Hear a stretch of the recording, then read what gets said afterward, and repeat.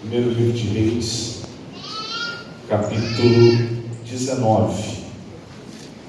Então o rei Acabe contou a sua esposa Jezabel tudo o que realizara Elias, como passara o fio da espada todos os profetas de Baal. Diante disso, Jezabel mandou o mensageiro a Elias com o seguinte recado: que os deuses me façam sofrer as piores desgraças, se até amanhã, a esta hora, não fizer com a tua vida o que fizeste com os profetas. Assim que Elias recebeu este aviso, fugiu para salvar a própria vida, chegando a Berseba, que pertence a Judá. Deixou ali o seu servo. Quanto a ele, fez pelo deserto a caminhada de um dia e foi sentar-se debaixo de um pé de guesta, uma espécie de arbusto, e ali orou, pedindo para si a morte, dizendo: agora basta, ó Yahvé, retira minha vida, pois não sou melhor que meus pais. Deitou-se e dormiu ali mesmo, sobre a guesta. Mas eis que um anjo o tocou e disse-lhe: levanta-te e alimenta-te. Abriu os olhos, olhou ao redor, e eis que ali, junto à sua cabeceira, havia um pão quente que fora assado sobre pedras em brasas e uma vasilha com água fresca. Tendo comido e bebido, voltou a se deitar. O anjo do Senhor veio pela segunda vez, tocou-lhe e lhe recomendou: levanta-te e come, porque a viagem será muito longa. Elias então se levantou, comeu e bebeu. Fortalecido com aquele alimento, viajou 40 dias e 40 noites até chegar ao Sinai, em Horebe, o monte de Deus. Ali entrou numa caverna e passou a noite. Então Elias ouviu a voz do Senhor, que lhe questionou nestes termos: que fazes aqui, Elias? Ao que ele respondeu: sinto minhas entranhas serem consumidas por causa do ardente zelo que tenho por Yahvé, o Senhor, Deus dos exércitos. Porquanto os israelitas abandonaram a tua aliança, destruíram os teus altares e mataram os teus profetas ao fim da espada. E fiquei solitário, restou somente eu, e agora procuram também tirar minha vida. Diante dessas palavras, Deus lhe disse: sai deste lugar e vai ficar diante de mim no alto do monte. Então o Senhor passou por ali e mandou um vento muito forte, que fendeu os morros e partiu as rochas em pedaços. Contudo, Yahvé não estava no vento. Quando o vento arrefeceu e parou de soprar, ocorreu um forte terremoto, porém o Senhor não estava no tremor das terras. Em seguida, ao terremoto caiu um fogo, mas o Senhor também não estava no fogo. Depois do fogo, veio um sussurro de brisa suave e tranquilo. Assim que Elias percebeu aquele murmúrio, puxou a sua capa para proteger o rosto, saiu e postou-se à entrada da caverna. E uma voz lhe indagou: que fazes aqui, Elias? Ao que ele respondeu: sinto minhas entranhas serem consumidas por causa do ardente zelo que tenho por Yahvé, o Senhor Deus dos exércitos. Porquanto os israelitas abandonaram a tua aliança, destruíram os teus altares e mataram os teus profetas ao fim da espada. E fiquei solitário, restou somente eu, e agora procuram também tirar minha vida. Então o Senhor Deus lhe orientou: vai, retorna por onde vieste, para o deserto de Damasco. Quando chegares lá, ungirás a Azael como rei da Síria, e a Jeú, filho de Nissi, ungirás rei de Israel. E a Eliseu, filho de Safate, da cidade de Abel Meolá, ungirás para ser profeta em teu lugar. Quem escapar à espada de Azael, Jeú o matará, e o que fugir da espada de Jeú, Eliseu o matará. Mas preservei em Israel 7.000 homens, todos os joelhos que não se dobraram diante de Baal, e todos aqueles cujas bocas não reverenciaram suas imagens beijando-as. Elias partiu rapidamente dali e encontrou Eliseu, filho de Safate, que arava com 12 juntas de bois diante dele, e ele estava com a 12ª. Elias se aproximou de Eliseu e lançou sua capa sobre ele. Então, deixando os bois, Eliseu correu até Elias e rogou: deixa-me abraçar e dar um beijo de despedida em meu pai e minha mãe, e então te seguirei. Elias lhe respondeu: vai e volta depressa. Lembra-te do que fiz contigo. E Eliseu voltou, apanhou sua parelha de bois e os matou. Queimou o equipamento de arar para cozinhar a carne e a serviu ao povo. E eles todos comeram.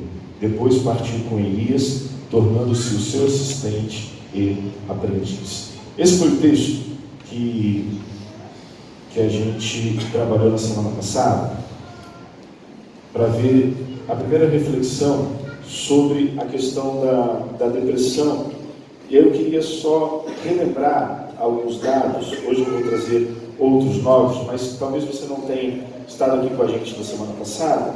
Só para você se situar sobre a depressão, nos últimos 10 anos, o número de pessoas com depressão aumentou 18,4%.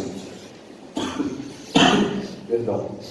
Isso corresponde a mais de 320 milhões de pessoas, segundo a Organização Mundial da Saúde. Segundo a OMS, 3 a cada 10 pessoas sofrem com essa doença. No Brasil, 5,8% da população sofrem com essa doença. Para você ter uma ideia, é a maior taxa do continente latino-americano. Assim como eu falei sobre a ansiedade, o sexo feminino é o sexo que mais apresenta pessoas com depressão. E aí que eu falei na semana passada também, a depressão ela pode ser dividida em 3 graus, leve, moderado e grave. E cada depressão é de um jeito. Não dá para a gente mensurar ou talvez enquadrar todas as depressões num tipo só, ou dizer que eu já tive depressão e consegui vencer, então você que está tendo depressão, você também tem que ter forças para vencer. Esse tipo de linguajar, ao invés de ajudar, ao invés de favorecer o tratamento, só piora. Porque quem passa por depressão é singular, é subjetivo e é único do que a pessoa está passando.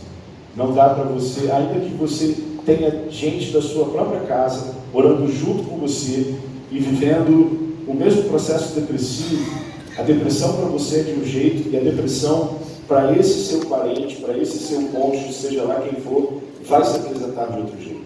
Por isso, o tratamento, além de remédio, além de idas ao psiquiatra, além da terapia também, o tratamento é individualizado. Não dá para você colocar todo mundo no mesmo pacote e falar o seguinte: vamos tratar a depressão dessa forma porque vai dar certo.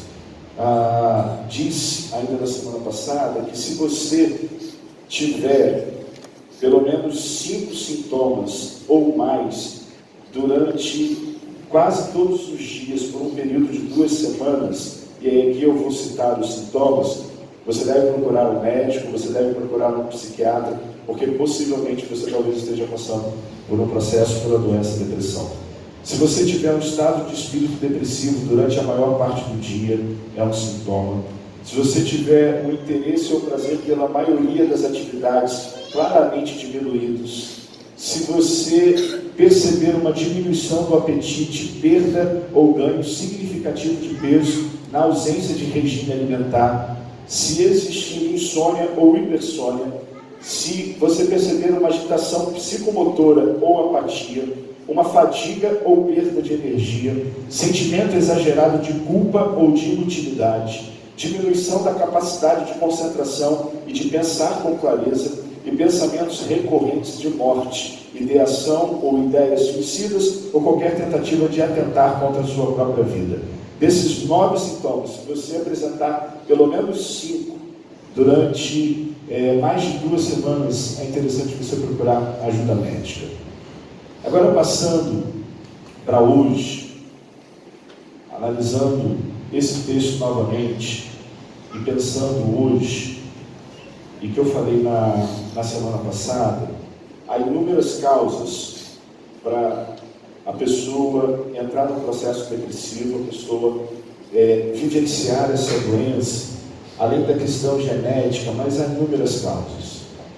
Pessoas que receberam notícias traumáticas, pessoas que passaram por eventos traumáticos, pessoas que do nada receberam diagnóstico de doenças que produziram traumas, separação, divórcio, abandono de pai, abandono de mãe, luto, enfim, há inúmeras causas que podem produzir isso. Nesse texto aqui, há uma causa, e que essa causa é percebida no Brasil como um fator não dominante, mas como um fator que influencia para que nós brasileiros tenhamos números absurdos de pessoas com depressão. É violência. O texto mostra para a gente, a partir do versículo 19, um cheiro de sangue no ar. Quando a gente olha para o texto, saindo do capítulo 18, a gente percebe uma matança de Elias, com os 450 profetas de Baal. Logo depois, no capítulo 19, o texto fala que Jezabel ameaçou Elias de morte. Elias, ao falar com Deus, disse para Deus que todos os profetas de Deus foram mortos à espada. Querendo ou não, a violência produz na gente mudanças significativas no nosso comportamento. E a violência faz parte, infelizmente, quer você queira ou não, do nosso cotidiano brasileiro. Aí eu lembro de uma canção brasileira que diz assim: as grades do condomínio são para trazer proteção. Só que a gente precisa saber quem é que está preso nessa prisão. São aqueles que construíram grades para se proteger, mas que na verdade estão presos nesses condomínios. Porque a violência que hoje impera no Brasil é muito grande, é absurda. E não digo apenas de homicídios, porque o Brasil hoje é o país que mais se mata. Só para você ter uma noção, e aí eu trouxe alguns dados para você. No Brasil, isso pelo IPEA, que é um órgão oficial do governo, no ano de 2016, o índice de homicídios no Brasil foi maior do que todos os países da Europa. No Brasil, segundo a Organização Mundial da Saúde, há uma tolerância para o homicídio para cada 100 mil habitantes. A Organização Mundial da Saúde diz o seguinte: é saudável. Já é um ponto crítico a gente pensar assim, mas é saudável para cada 100 mil habitantes a gente perceber 10 homicídios. É uma coisa considerada normal pela Organização Mundial da Saúde. No Brasil, esse número triplica. No Brasil, para cada 100 mil habitantes, há 30 homicídios. Para a gente perceber o índice de violência que nós estamos vivendo. Lembro, na década de 90, quando eu ainda fazia segundo grau, e um amigo meu, o William, ele morava numa favela e uma vez, eu chegando na escola onde eu estudava, havia um corpo, não sei dizer se era alguém envolvido com crime ou não, mas havia um corpo, e eu achei aquilo muito estranho. E vários colegas comentando sobre aquilo, e o William disse assim: isso daí eu vejo todo dia na favela. Isso daí para mim é mais um corpo estendido no chão, porque todos os dias a gente vai dormir debaixo de tiros. Então a violência já está meio que impregnada na nossa existência, e ao mesmo tempo em que a gente às vezes se torna apático com essa violência, mas às vezes a gente também se torna extremamente medroso, e esse medo produz na gente ansiedade, e essa ansiedade vai modificar o nosso comportamento, e modificando o nosso comportamento, a gente pode ir para uma depressão por causa da violência.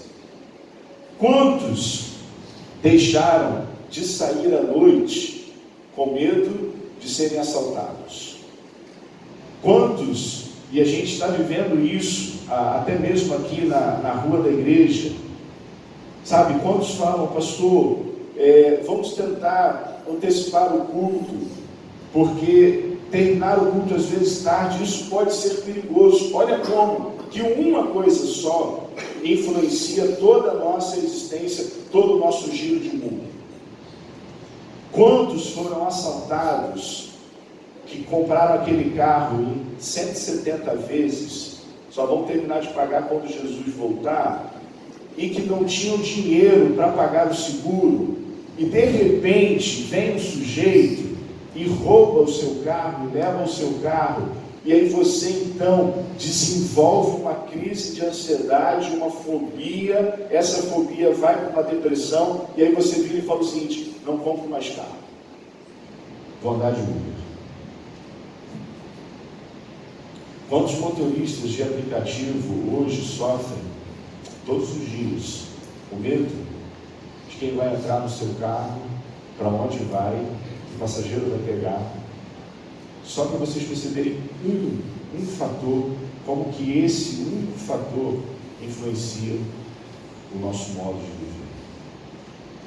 Se a gente sair da violência que gera morte, a gente for para a violência doméstica, ou deixa eu tocar em outro ponto mais triste ainda, se a gente for para a violência sexual, no Brasil, o índice de pessoas que são violentadas sexualmente, que sofrem estupro, é absurdo.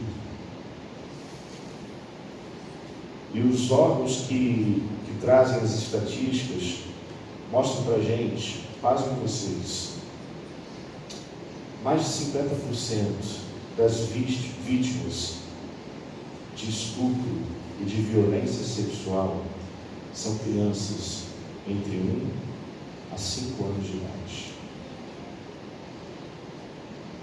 Pega uma criança de 5 anos que foi violentada sexualmente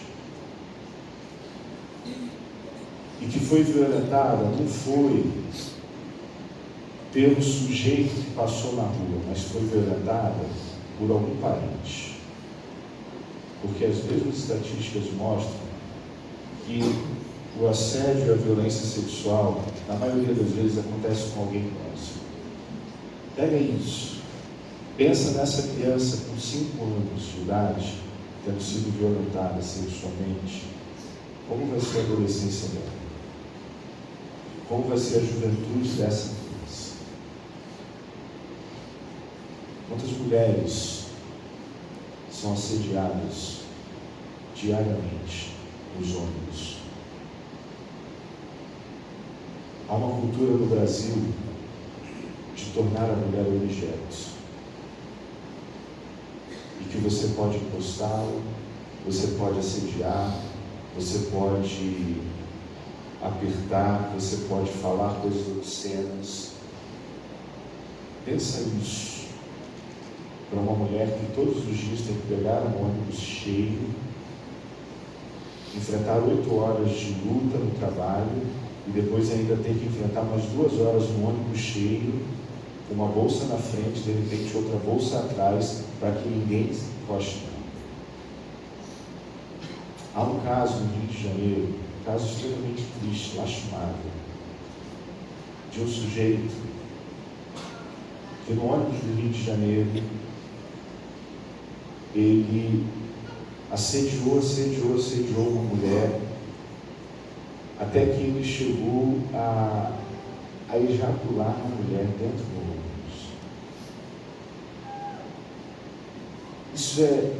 Isso é animal.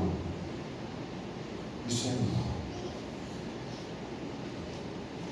E esse cara foi levado para a delegacia e não foi preso. E ao sair da delegacia, esse cara disse assim: mas eu não fiz nada demais. Ninguém mandou ela vir com saia curta. Aí você, mulher, ouve isso. Você ainda tem que lutar para não ser assediada e ainda tem que se policiar, porque a sociedade acha que você é objeto. A sociedade acha que se de repente você colocar uma roupa assim ou assada, você está se oferecendo para ser cantada, se oferecendo para ser molestada, se oferecendo para ser violentada. Violência. Elias está num contexto de violência. E essa violência de Elias, ou esse contexto violento de Elias, produziu depressão em Elias. O contexto de violência no Brasil produz gente cada vez mais e mais depressiva. A USP, a Universidade de São Paulo, trouxe uma pesquisa que até 2020, a depressão vai ser a doença mais incapacitante do mundo. As pessoas vão tentar reagir e não vão conseguir sair dela. De tão séria que ela vai ficar. Há um outro sociólogo, Davi Lebreton, que é considerado a maior autoridade da sociologia do corpo. No livro dele, Desaparecer de Si, uma tentação contemporânea, ele escreveu assim: depressão vem do latim depresso, afundamento, passagem de cima para baixo. Ela traduz o sentimento de colapso, de desmoronamento, de queda. A depressão também lança raízes em um acontecimento atual insuperável para o indivíduo. Para a pessoa deprimida, o sonho se esquiva e se torna um problema. O apetite desaparece juntamente com a apetência de viver. O menor dos gestos demanda um esforço monumental. O indivíduo se sente vazio, nada mais lhe apetece, rumina pensamentos dolorosos, vive um sentimento de incapacidade, de impotência, de indignidade. A autoestima é aniquilada, a ação bloqueada, freada, impossibilitada. A existência é desvitalizada, ou melhor, a revogação de sua significação e de seu valor a torna monótona, vazia. Esse é Elias. Porque Elias olha para si, olha para o seu contexto de violência, e ele não consegue enxergar nada que pudesse, então, favorecer a continuidade da sua existência.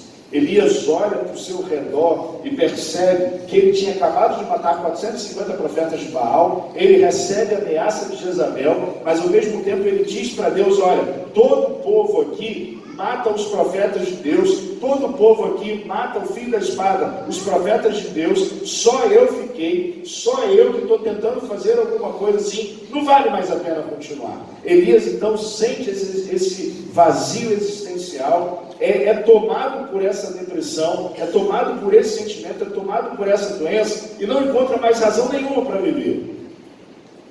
E aí é o ponto que eu queria falar hoje. Porque semana passada disse aos irmãos que Deus entende Elias, Deus entendeu Elias, e Deus se apresentou a Elias com um sussurro suave. Mas aqui, qual é o ponto? Porque aí eu continuo na semana que vem.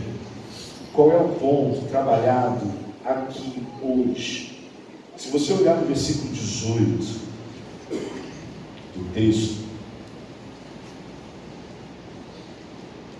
do capítulo 19, a fala de Elias é assim para Deus: Deus, eu sinto minhas entranhas serem consumidas, no versículo 14. Os israelitas abandonaram a tua aliança, destruíram os teus altares, mataram os teus profetas ao fim da espada, e eu fiquei solitário, restou somente eu. Aí vem Deus, no versículo 18, e fala assim: Elias, você não está só, porque há 7.000 profetas em Baal, que não dobraram seus joelhos a Baal. Elias, diante da sua visão, que você acha que está só, que está solitário, que todo mundo te abandonou, eu deixei 7.000 homens, 7.000 profetas que não dobraram seus joelhos a Baal.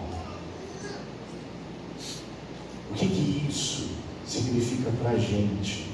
Para você que está passando por uma doença, por essa doença chamada depressão.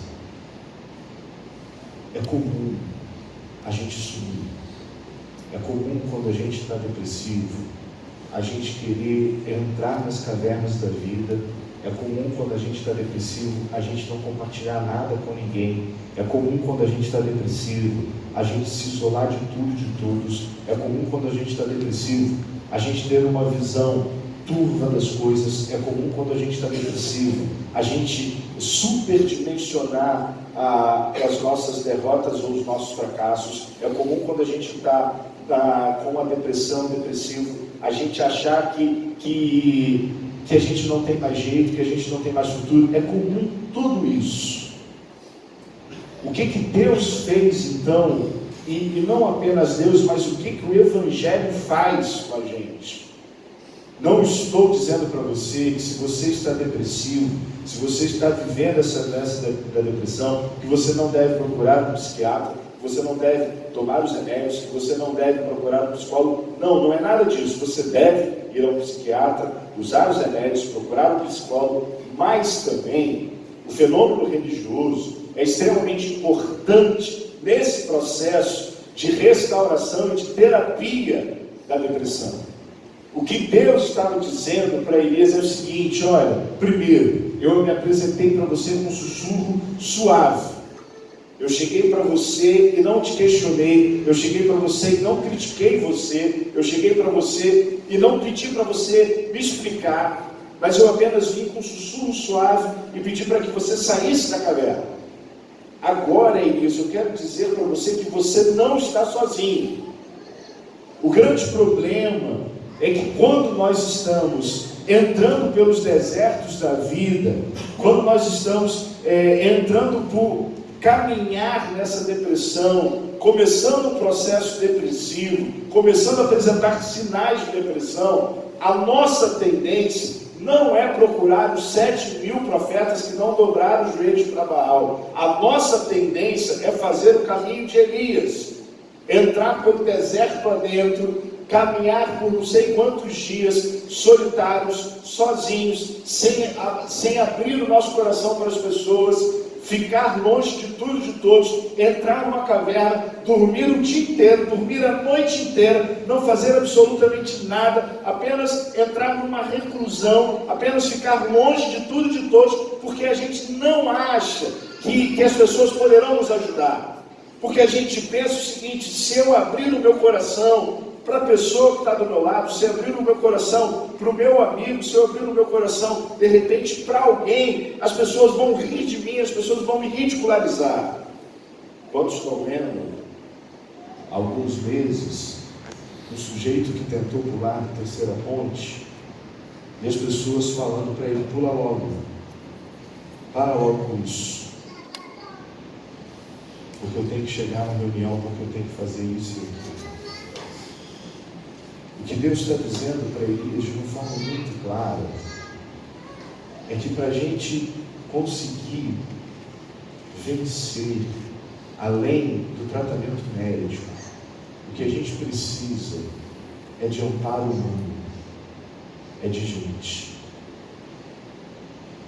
Aí quando a gente sai da experiência de Elias, 1 livro de Reis, capítulo 19, e a gente vai para a experiência de Jesus nos Evangelhos, dos 12 apóstolos escolhidos por Jesus, Jesus tinha 3 que eram os mais próximos: Pedro, Tiago e João. Quando Jesus vai orar no Getsemane, a alma dele está profundamente angustiada. E Jesus chama quem? Chama os discípulos. E Jesus fala o que para os discípulos? Fiquem aqui e vigiem comigo. Fiquem aqui e lutem comigo. Orem comigo. Não é à toa que o apóstolo Paulo, ele disse assim: suportai-vos, ele escreveu assim: suportai-vos uns aos outros. Precisamos servir de suporte uns aos outros. Não é à toa que Paulo, se eu não me engano, escrevendo para Timóteo, ele pede que Timóteo leve uma saudação para os da casa de Onesíforo. Saúde-os da casa de Onesíforo, porque eles trouxeram refrigério à minha alma durante muito tempo. O texto do grego, usado por Paulo, é recreio. O que Paulo está dizendo: olha, os da casa de Onesíforo recrearam a minha alma. Os da casa de Onesíforo trouxeram alegria. Os da casa de Onesíforo trouxeram contentamento. Cuidaram de mim quando eu mais precisava. Sabe, meu irmão, minha irmã, você que entrou aqui nessa noite, depressão, ela não é curada sozinha. a gente precisa de amparo, a gente precisa de ajuda, a gente precisa de suporte para passar por ela. Nem todo mundo, às vezes, pode servir de suporte, mas a gente precisa encontrar suportes humanos. Ontem, eu recebi uma ligação de uma pessoa que compartilhou uma situação comigo já há alguns dias, e essa pessoa pediu para que orientassem algumas coisas, e ela compartilhou algumas coisas ali na ligação, e nós oramos juntos. E quando nós terminamos de orar, depois essa pessoa me mandou uma mensagem e disse assim: pastor, estou um pouco melhor. Aquilo, para mim, e aí eu lembrei justamente da experiência de Elias. Sabe, se de repente Elias tivesse entrado em contato com esses 7.000 homens antes de 1 Reis 19, talvez Elias não fosse para uma caverna. Quantos pastores estão suicidando? Isso daí já é um fenômeno mesmo. Quantos pastores estão labutando todos os domingos?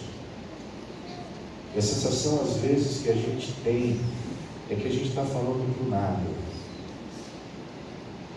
Sabe, quantos pastores, e o último caso que eu li de um pastor da Bahia,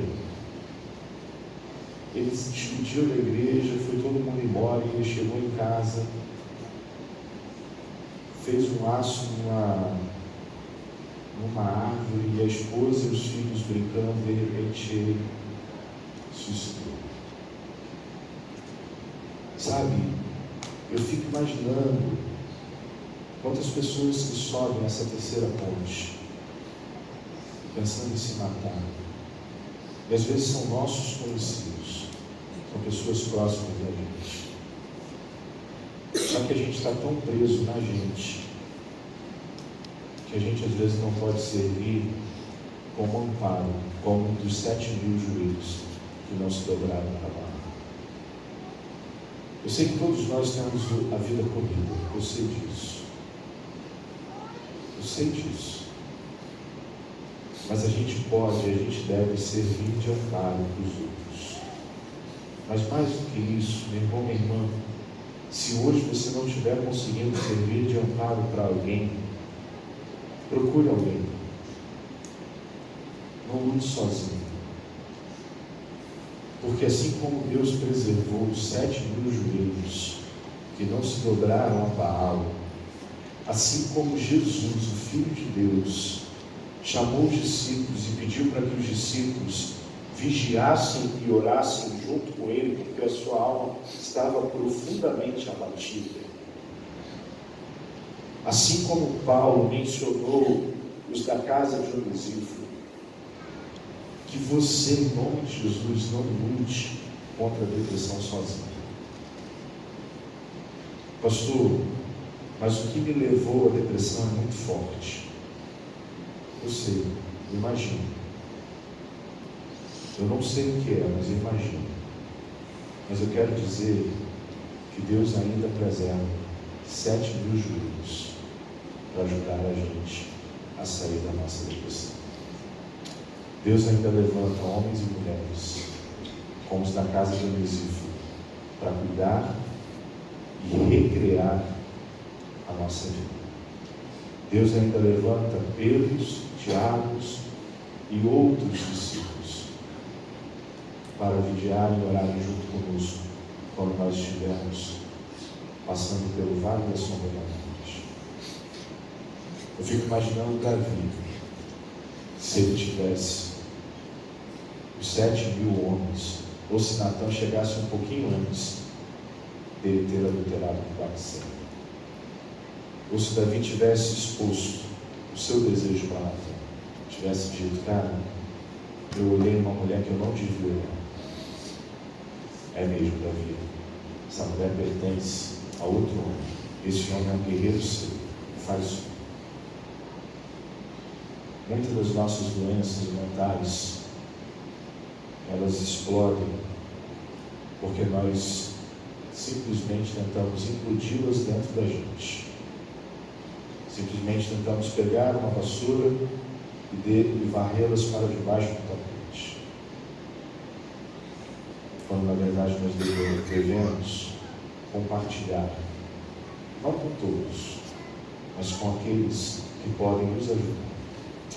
Minha oração, meu desejo é que você não guarde para si as suas crises, os seus temores, os seus medos e até mesmo as depressões que talvez você esteja vivendo. Compartilhe. Mas não compartilhe em rede social. Compartilhe no Facebook da vida, no Instagram da vida. Faça isso. Olhe para as pessoas dentro da sua comunidade de fé e abra o seu coração. Porque eu creio em nome de Jesus que aqui há 7 joelhos que não dobraram ainda para Baal, mas que ainda servem ao Deus vivo. Vamos orar? Feche seus olhos, curva sua fronte. Às vezes, a gente quer se manter muito forte. Às vezes a gente quer, talvez por causa de alguma capa, por causa de algum estereótipo que lançaram para a gente. E nós estamos cheios deles. De que homem não chora, de que fazemos tempestades em copos d'água,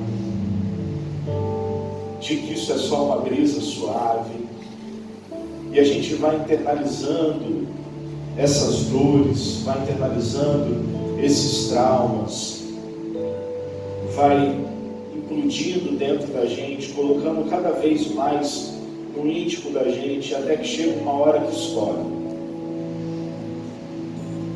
E outrora a gente era aquele cara ou aquela mulher desbravador, desbravadora, como Elias. A gente enfrentava tudo e todos de peito abertos. Não tinha nada nem ninguém que conseguisse abater a gente.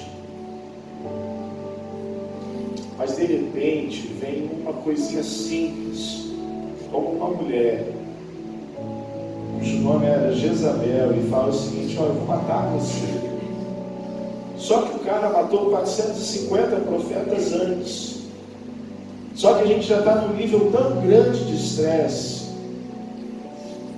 que a gota d'água chamada Jezabel fez eclodir uma tempestade enorme na vida de Elias. Talvez você já esteja vivendo uma vida de estresse muito grande, muito absurda. E aí uma gotinha nesse oceano derrubou inúmeras coisas na sua vida.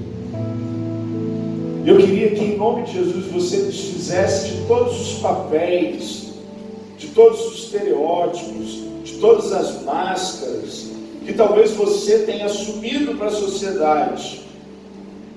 Elias não conseguiu se desfazer disso.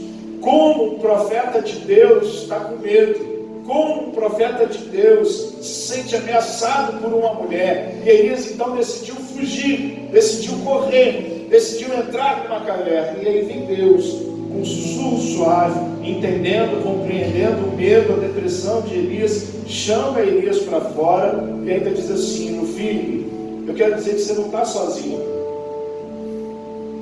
Eu entendo que você esteja depressivo, eu entendo que você esteja com depressão, eu entendo que você tenha ficado com medo e com ansiedade de Jezabel, mas olha só, tem 7.000 homens, 7.000 profetas que não dobraram o seu joelho para Baal, e eles querem fazer companhia para você. Sabe o que eu quero dizer para você, meu irmão, minha irmã, você que nos visita aqui, é que o Evangelho de Cristo não nos deixa só. O Evangelho de Cristo não nos desampara. Por isso, uma das melhores e maiores figuras da igreja no Novo Testamento é que nós somos igreja identificada como corpo de Cristo. E aí, se um membro do corpo adoece, todos os demais adoecem. Se um membro do corpo se alegra, todos os membros se alegram também. Se um órgão do corpo apodrece, todos os outros órgãos apodrecem. Essa é mais uma prova de Deus dizendo o seguinte: vocês devem viver em comunhão, em coinonia. Quão bom e quão alegrar, ou quanta alegria traz que vocês vivam em comunhão. O salmista diz isso para a gente. Como é bom vocês viverem unidos. Como é bom vocês servirem uns aos outros. Como é bom vocês suportarem uns aos outros. Como é bom vocês fazerem o mesmo que o Onesíforo fez com Paulo. Sabe o que eu quero pedir a você nessa noite? É que em nome de Jesus, você não leve a sua dor para casa sozinho. Pastor, mas eu estou orando e estou pedindo a Deus, para Deus tratar a minha dor, para Deus curar a minha depressão. Ok. Mas Deus ainda tem 7.000 joelhos que não se dobraram a Baal e que podem abençoar você. Deus ainda tem famílias de Onesíforo aqui nessa noite. Deus ainda tem discípulos mais chegados do que irmãos. Por isso, em nome de Jesus, desfaça todo medo, desfaça toda angústia, compartilhe a sua dor com alguém, para alguém orar por você.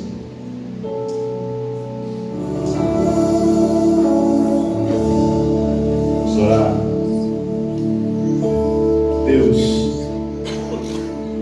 ajuda-nos, Pai, porque muitas vezes nós entramos nos desertos da vida e entramos por caminhos tortuosos, entramos por caminhos áridos, entramos em cavernas existenciais, entramos em culpas, remoemos traumas, vivemos em cima de passados e mais passados ainda. Vivemos num turbilhão de violência. Talvez pessoas aqui foram violentadas, foram abusadas. E não apenas uma, mas inúmeras vezes. Tiveram a sua liberdade de homem e de mulher arrancadas. Foram absurdamente violentadas. Por isso pedimos, toma-nos em tuas mãos nessa noite. Ainda que estejamos passando por um vale da sombra da morte, que o Senhor nos leve a pastos verdejantes. Que o Senhor retire de nós aquela culpa que não é nossa, aquilo que alguém fez contra a gente e que a gente se apropriou disso.